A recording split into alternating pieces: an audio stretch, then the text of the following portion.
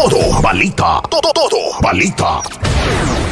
Nagdulot ng kaba at takot sa apat na mga kalalakihan ang pagbunot at akmang paghataw sa kanila ng itak ng isang lasing sa Purok 5, Sila Serna Street, Poblasyon Kalibo, dakong alas 9 ng gabi nitong Biyernes.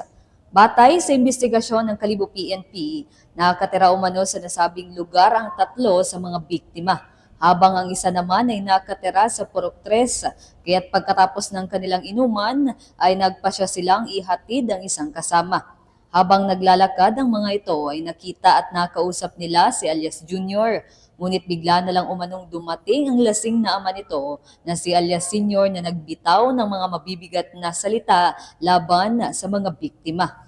Di pa ito nakontento at bumunot pa umano ng itak at nagtangkang ihambalos sa kanila. Mabuti na lang at nakita agad ito ng mga biktima kaya agad silang kumaripas ng takbo. Dahil sa takot at kaba ay agad nila itong report sa mga kapulisan. Ngunit kalaunay, refer din sila sa barangay. Para sa Todo Balita, ako si Katodong Realin Ortega ng Radyo Todo, kaibigan mo. Todo balita. Todo balita.